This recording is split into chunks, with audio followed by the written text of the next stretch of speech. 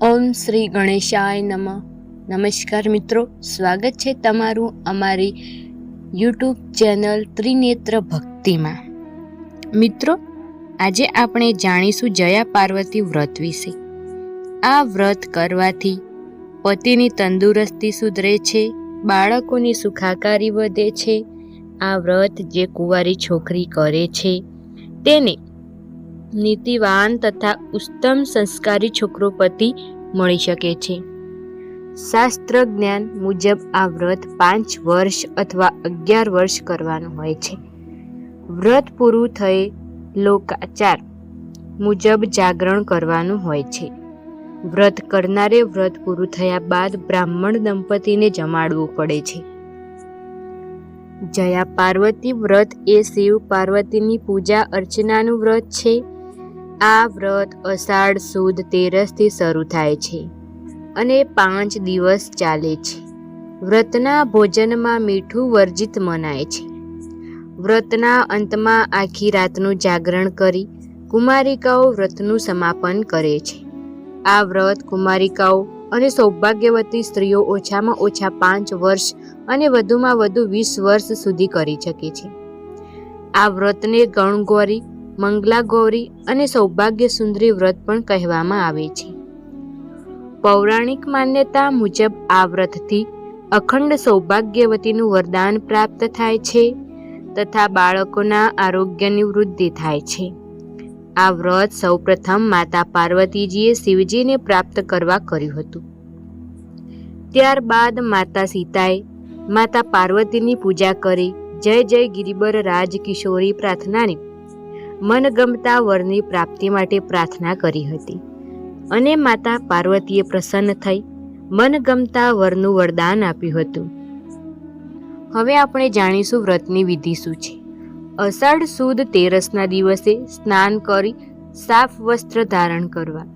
ત્યારબાદ સંકલ્પ માટે માતા પાર્વતીનું ધ્યાન કરવું. શિવ પાર્વતીની મૂર્તિ અથવા ફોટો સ્થાપિત કરવો. સૌ પ્રથમ ગણેશ પૂજા કરી પછી શિવ પાર્વતીને દૂધ, પાણી, બીલીપત્ર, કુમકુમ, કસ્તુરી અને ફૂલ ચઢાવી પૂજા કરવી, જેમાં ઝવેરાની પૂજા પણ મહત્વની છે. કોઈ પણ ઋતુ ફળ અથવા નારિયેળ અર્પણ કરવા. પછી વિધિ વિધાનથી ષોડોપચાર પૂજન કરવું. માતા પાર્વતીનું ધ્યાન કરી તેમની સ્તુતિ કરવી.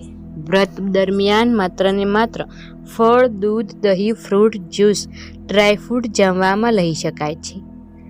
એ સિવાય એક પણ વસ્તુ ખાવાની મનાઈ હોય છે. દૂધની મીઠાઈ ખાઈ શકાય છે. ટૂંકમાં અલુણા રહેવાની વ્રત છે.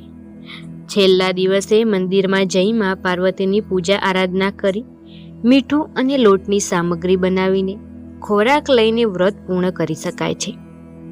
વ્રત દરમિયાન મીઠું અને અનાજની વસ્તુ ખાવાની મનાઈ છે. વ્રતના અંતિમ દિવસે રાત્રિ જાગરણ કરવાનું મહત્વ છે. જાગરણ એક પ્રતીક છે.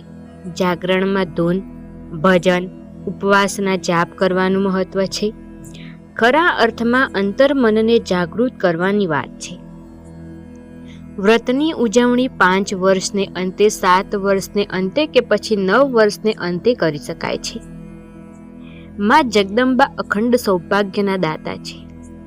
સારો પતિ પણ માની પ્રસન્નતાથી જ પ્રાપ્ત થાય છે. એટલે કે ખાસ કરીને સ્ત્રીઓ અને નોજવાન દીકરીઓ આ પ્રકારના આશીર્વાદ મેળવવા માટે આ વ્રત કરીને માની પ્રસન્નતા મેળવે છે. વ્રતમાં પૂર્ણ ઉપવાસ જરૂરી છે. અન્નનો થાય તો જ મન શુદ્ધ થાય, મન શુદ્ધ થાય તો જ ભગવાનને પામી શકાય. તેથી પૂર્ણ ઉપવાસ કરવા માટે મીઠાનો તથા અનાજનો ત્યાગ કરી અલુણા રહેવાનું મહત્વ છે. એક સમયે પૌરાણિક કથાઓમાં ઉલ્લેખિત વામન નામના પ્રતિષ્ઠિત બ્રાહ્મણ તેની પત્ની સત્યા સાથે કૌડિલ્ય શહેરમાં રહેતા હતા. ભૌતિક સમૃદ્ધિ છતાં સંતાન સુખના અભાવે તેમનું જીવન અધૂરું બનાવી દીધું. એક દિવસ દેવર્ષિ નારદ તેમના ઘરે આવ્યા. વામન અને સત્યને સંપૂર્ણ સમર્પણ અને નિષ્ઠા સાથે તેમની સેવા કરી અને તેમની નિસંતાનનો ઉકેલ શોધ્યો. નારદજીએ તેમને કહ્યું કે શહેરની બહાર દક્ષિણ દિશામાં એક જંગલમાં બિલ્વ વૃક્ષની નીચે ભગવાન શિવ માતા પાર્વતીની સાથે લિંગના રૂપમાં બિરાજમાન છે. તેની પૂજા કરવાથી સંતાન પ્રાપ્તિમાં ચોક્કસપણે ખુશી મળે છે. નારદજીની સલાહને અનુસરીને વામન અને સત્યે શિવલિંગ શોધી અને પદ્ધતિસર તેની પૂજા કરવાનું શરૂ કર્યું. 5 વર્ષ સુધી સતત આ વિધિ કરી. એક દિવસ જ્યારે વામન પૂજા માટે ફૂલો તોડી રહ્યો હતો ત્યારે એક સાપે તેને ડંખ માર્યો અને તે બેભાન થઈને જંગલમાં પડી ગયો. મોડી રાત સુધી જ્યારે તે ઘરે પરત ન ફર્યા તો સત્યાને શોધવા જંગલમાં આવ્યો. પોતાના પતિને મૃત્યુ પામેલી અવસ્થામાં જોઈને વ્યથામાં બૂમો પાડવા લાગી અને વનદેવ અને દેવી પાર્વતી પાસે મદદ માંગવા લાગી. બ્રાહ્મણીની હૃદયસ્તર્પી રુદન સાંભળીને વનદેવ અને દેવી પાર્વતી પ્રગટ થયા. તેણે વામનના મોંમાં અમૃત રેડ્યું અને તેને પાછું સજીવન કર્યું. આ પછી બ્રાહ્મણ દંપતીએ દેવી પાર્વતીની આરાધના અને શ્રદ્ધા સાથે પૂજા કરી. દેવી પાર્વતી તેમની ભક્તિથી પ્રસન્ન થયા અને તેમને વરદાન માંગવાની તક આપી. બંનેએ સંતાન પ્રાપ્તિની ઈચ્છા વ્યક્ત કરી હતી ત્યારે માતા પાર્વતીએ જયા પાર્વતી વ્રતનું પાલન કરવાની સલાહ આપી.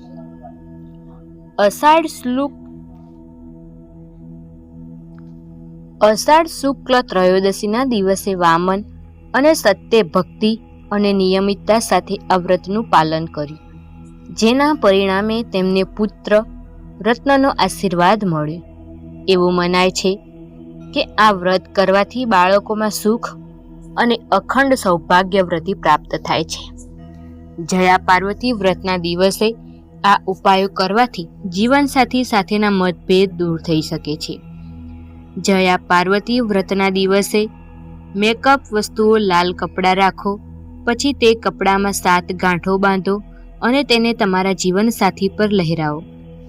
જો તમારી અને તમારા જીવનસાથી વચ્ચે ઝઘડો ચાલી રહ્યો છે, જ્યારે તેઓ સૂતા હોય ત્યારે તેમના માથા પર લાલ કપડામાં બાંધેલી વસ્તુ લઈ જાઓ. ત્યારબાદ તે વસ્તુ અન્ય કપલને ગિફ્ટ કરો. આ ઉપાય અપનાવવાથી તમારા જીવનસાથી સાથેના તમારા મતભેદ જલ્દી જ દૂર થઈ જશે. જયા પાર્વતી વ્રત દરમિયાન મીઠાના ઉપયોગ શા માટે બંધ છે? દંતકથા અનુસાર એકવાર માતા પાર્વતીએ તમામ દેવી દેવતાઓને કૈલાસ પર્વત પર ભોજન માટે આમંત્રણ આપ્યું હતું.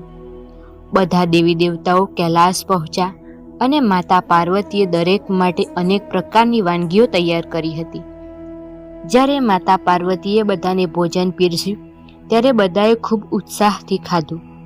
માતા પાર્વતીના હાથનું ભોજન ખાઈને બધા દેવી દેવતાઓ ખૂબ જ ખુશ થયા. પરંતુ જ્યારે માતા પાર્વતીએ પોતે પોતાનું હાથનું ભોજન ખાધું ત્યારે તેમને ખબર પડી કે ભોજનમાં મીઠું નથી. માતા પાર્વતીએ જોયું કે તમામ દેવી દેવતાઓ તેમના આદરમાં ખૂબ જ ભક્તિભાવ સાથે મીઠા વિનાનું ભોજન સ્વીકારે છે. ત્યારે માતા પાર્વતીએ તમામ દેવી દેવતાઓને કહ્યું, મીઠા વિનાનું ભોજન ઉપવાસના ભોજન સમાન ગણાય છે અને એક રીતે તમામ દેવી દેવતાઓ વ્રત રાખ્યું છે. આવી સ્થિતિમાં અષાઢ માસના શુક્લ પક્ષની ત્રયોદશીના દિવસે જયા પાર્વતી વ્રત તરીકે ઉજવવામાં આવશે, જેમાં મીઠાનો પ્રતિબંધ રહેશે.